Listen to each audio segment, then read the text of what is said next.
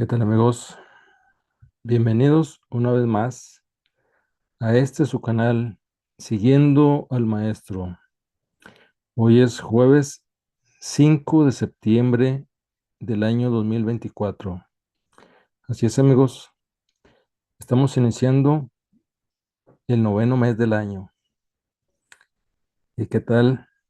¿Cómo les va en este apocalipsis? Espero les vaya bien. Para el día de hoy les tengo una información acerca de Lucas, el evangelista. En este video titulado Lucas enmudece. ¿Por qué? Esta es una información que usted puede encontrar en Caballo de Troya número 6, escrito por Juan José Benítez, y en la cual conoceremos algunos de los errores de este supuesto evangelista, de los cuales pues tiene muchos detalles, digámoslo. Pues bien, amigos, si les parece interesante esto que vamos a leer y escuchar el día de hoy, les sugiero que se quede cómodamente sentado en el lugar donde esté, se ponga su cinturón de seguridad, porque en unos minutos más pasamos al contenido principal de este video, no sin antes ver el intro del programa. Así es que, ¿qué les parece si empezamos a rodar la cámara?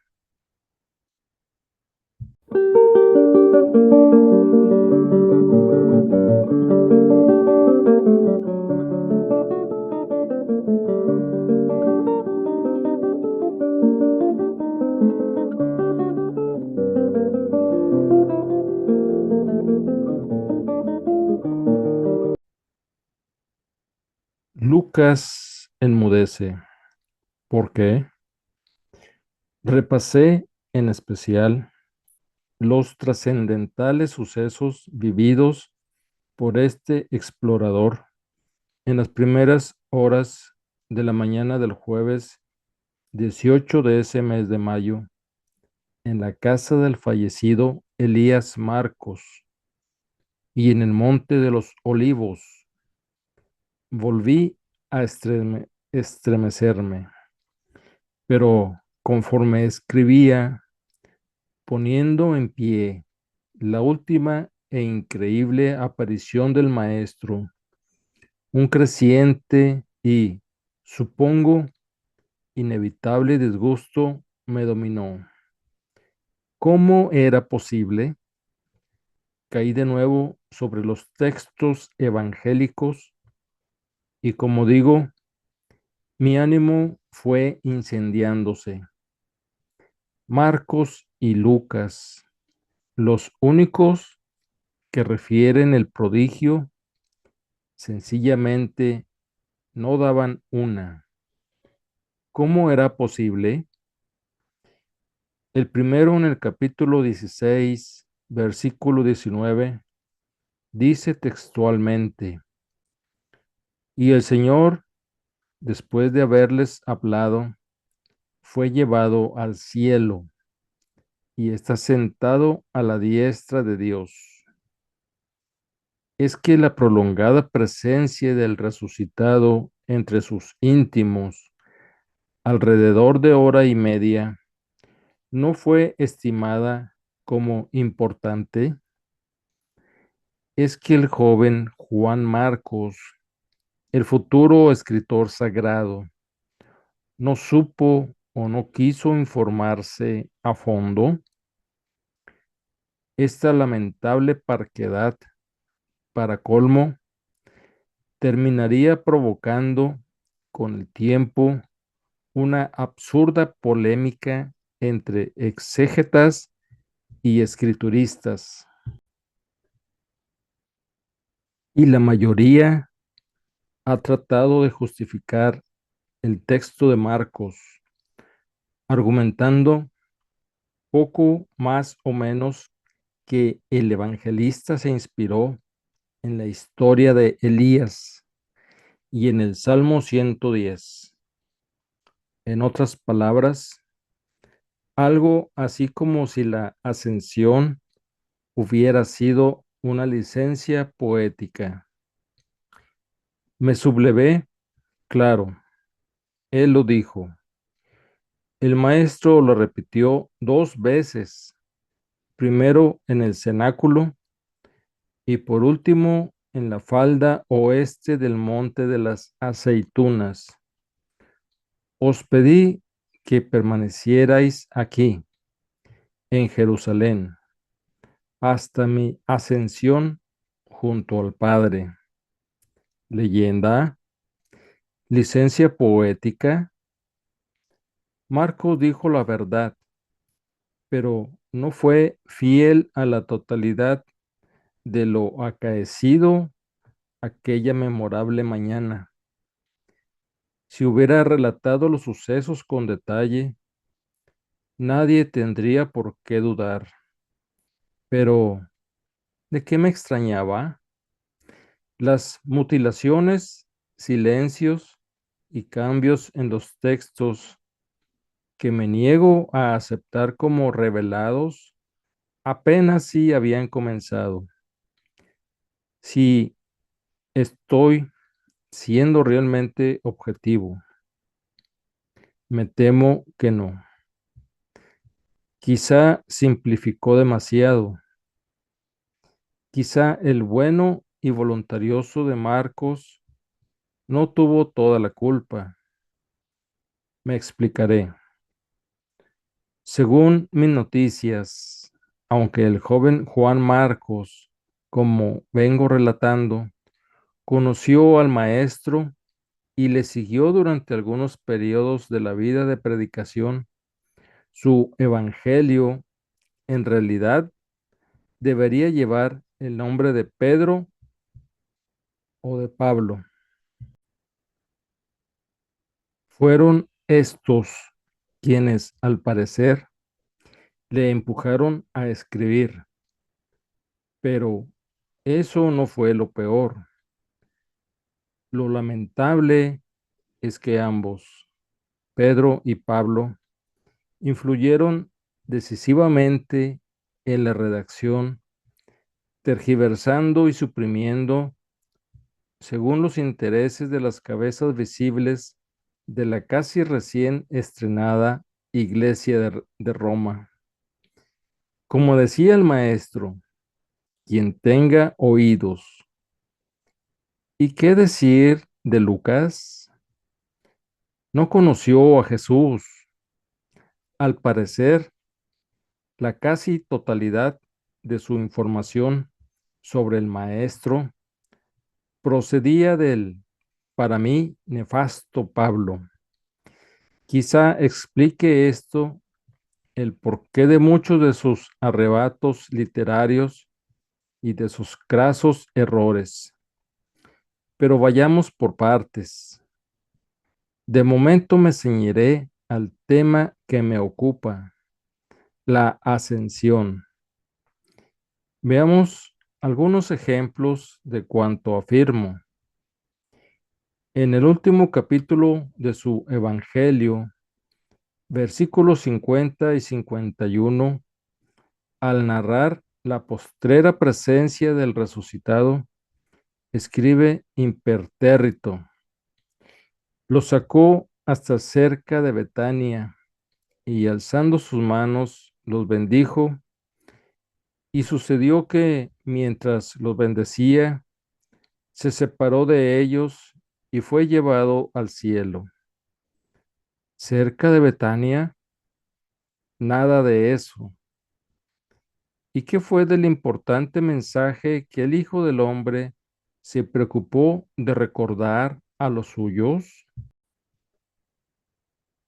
Amad a los hombres con el mismo amor con que os he amado, y servid a vuestros semejantes como yo os he servido.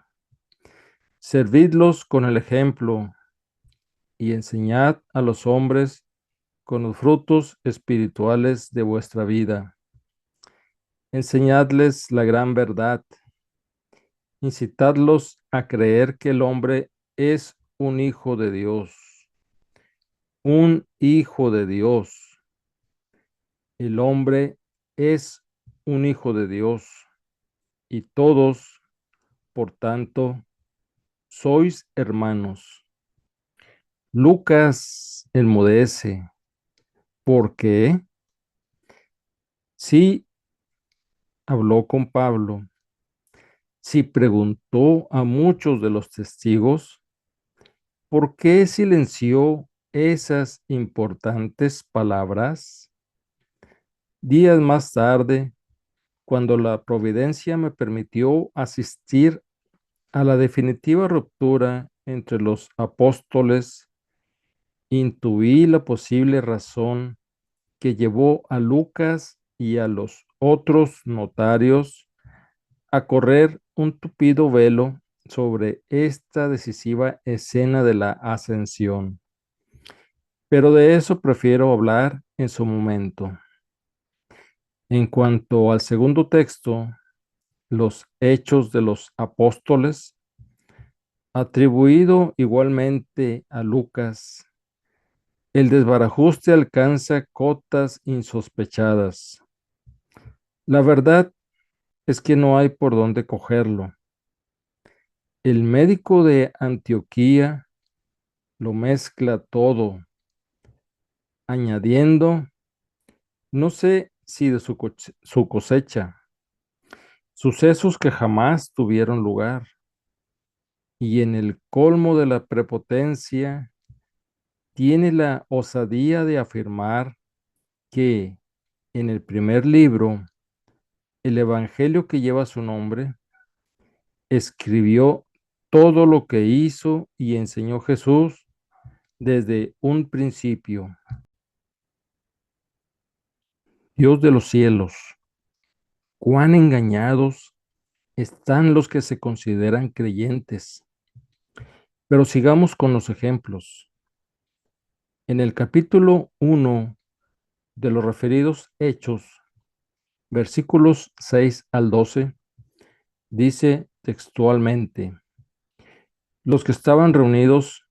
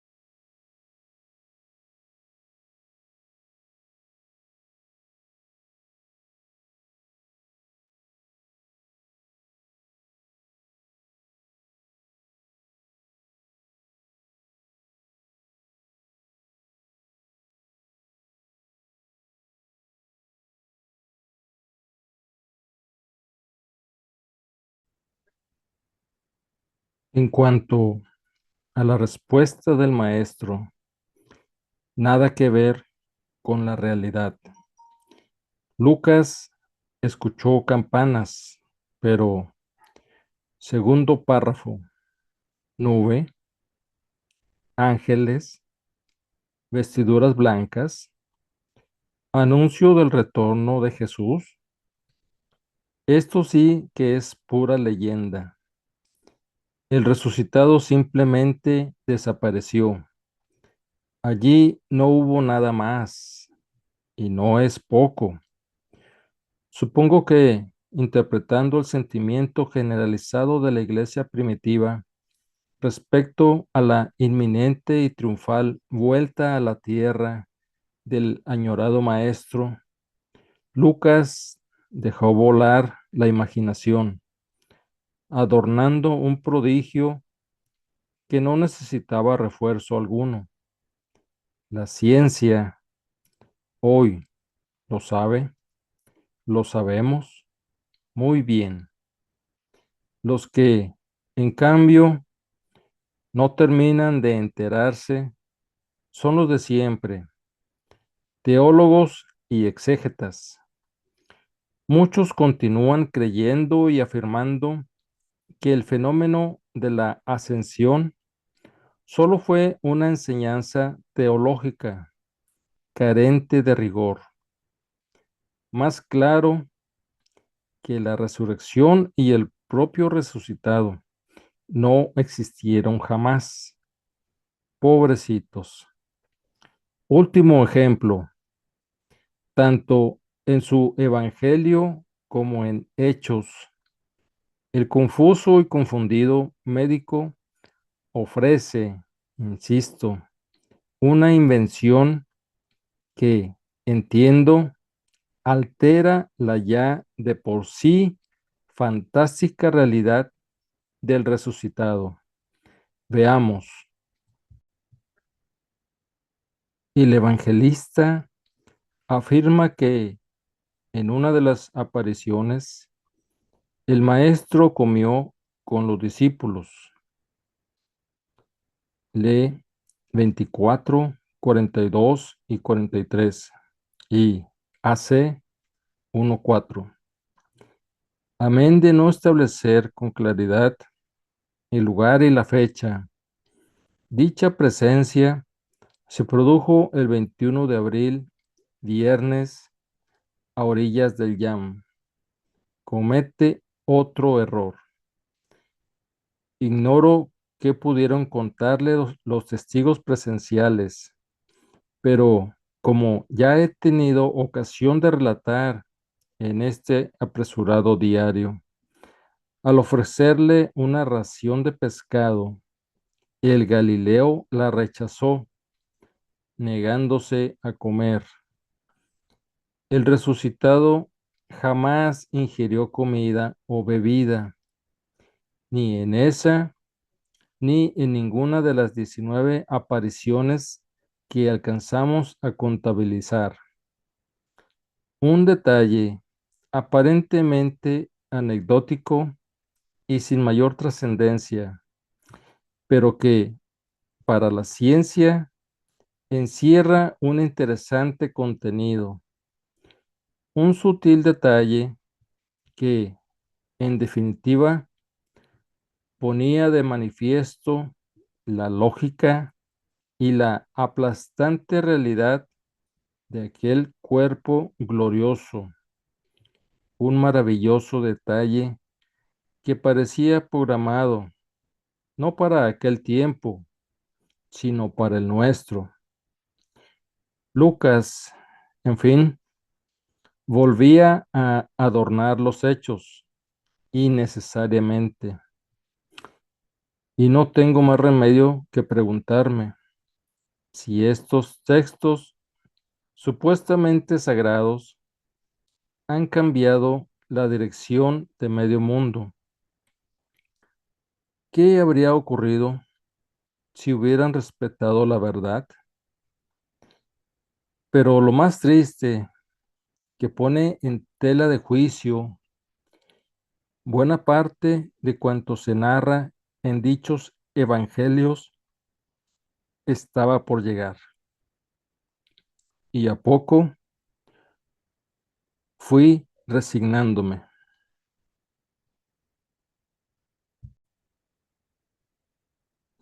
Bien, amigos, aquí de regreso en el estudio 636. Pues Allí tienen la evidencia, esos errores de los evangelistas, como este Lucas, el médico de Antioquía. Eso que comenta Jasón después de que el maestro resucitó, en todas las apariciones que tuvo con sus discípulos, en ningún momento comió. Muchos se preguntarán por qué, pero bueno, si buscan alguno de estos videos, allí está la respuesta. En resumidas cuentas, lo que pasó es que después de que el maestro resucitó, lo hizo con un cuerpo nuevo, sin el sistema digestivo.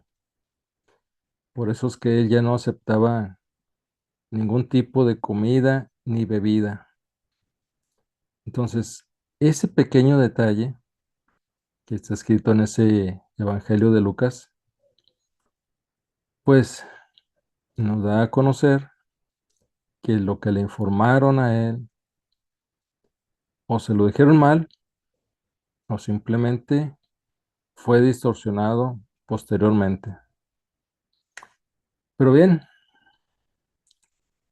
eso se lo dejamos a usted para que usted mismo vaya analizando y buscando la verdad.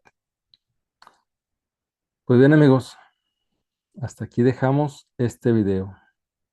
Los espero en una siguiente emisión.